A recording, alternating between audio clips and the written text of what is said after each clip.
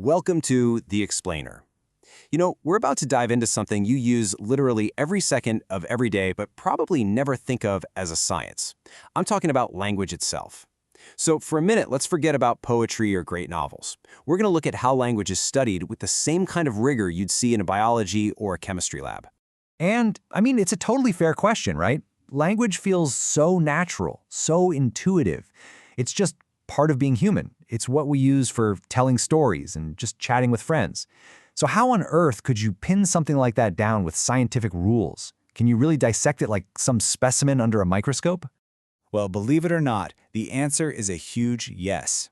And the field that does exactly that is called linguistics. Turns out, there's a whole scientific toolkit for taking apart our most human trait. And today, we're going to open it up and see what's inside. So let's get right to it. So what makes linguistics a real science? What gives it those credentials? Well, it all starts with a foundation of any science, having a really clear, strict set of rules for how you investigate things. Okay, first and probably the most important rule is clarity. Think about it this way. You can't build a house if your blueprint's definition of a foot is different from the builder's. It's the same in linguistics. Words like sentence or phoneme have to mean the exact same thing to every researcher. Otherwise, it's just chaos. Everyone has to be speaking the same language. Literally. Here's a perfect way to see this in action. For you and me, a mistake and an error pretty much mean the same thing. But for a linguist, they are worlds apart. A mistake is just a slip of the tongue. You're tired, you say the wrong thing, you know what I mean. But an error, like a student saying he go to school, shows something much deeper. It points to a real misunderstanding of a fundamental grammar rule. And being able to tell those two apart is absolutely key to understanding how we learn languages. All right, next up, organization. Language is this huge, sprawling, messy thing. You can't just dive in head first. A linguist has to be super methodical. So let's say you're studying the sounds of French. You're not going to start by analyzing poetry. No way. You start small. You identify every single vowel, every single consonant. Then you look at how those sounds combine. And only after all that do you move on to the bigger picture, like the rhythm and melody of the language. It's a very logical, step-by-step process. So all of these rules, clarity, organization, they're all building towards one massive core principle, neutrality. We're moving away from opinion and into the world of pure, evidence-based research. Personal feelings have got to be left at the door. And this gets us to a really crucial idea, objectivity. A linguist is not a grammar teacher telling you what's good English or bad English. No. A linguist is more like a detective. Their one and only job is to watch, listen, document, and describe language exactly how people are actually using it out in the wild. Let me give you a great example.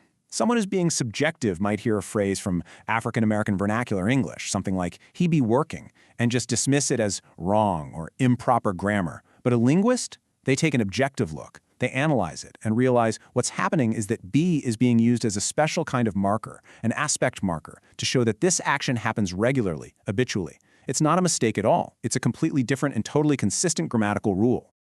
And to be that objective, you have to embrace another principle, exactitude. I'm talking about absolute, laser-focused precision. We're getting down to the microscopic level of language here. For a linguist, that means finding the smallest possible unit of sound that can completely change a word's meaning. And that tiny little unit has a name. It's called a phoneme. Just think about the words pat and bat. What is the only difference between them? It's a tiny puff of air, or lack of it, when you make that first sound. That one tiny phonetic detail, the P versus the B, is enough to create two entirely different words. That's the incredible level of precision that scientific linguistics is all about. Okay, so we've got all this super precise objective data.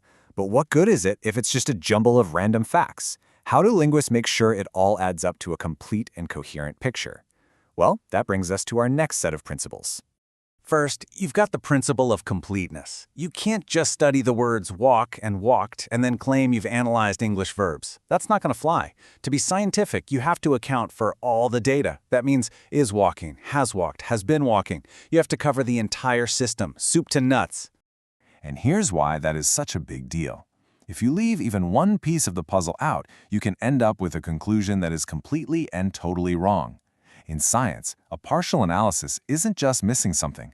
It's often just plain incorrect. And finally, for the picture to be truly complete, it also has to be logically consistent. You just can't contradict yourself.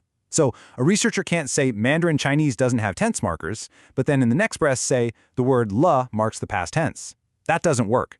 The consistent logical explanation is that Mandarin uses a totally different system of what we call aspect markers, not tense, to talk about when things happen.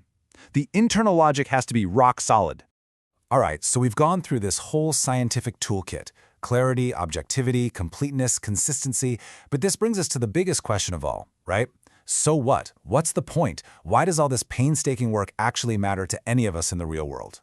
Well, it matters because of the seventh and final principle. And honestly, this might be the most important one of all: usefulness.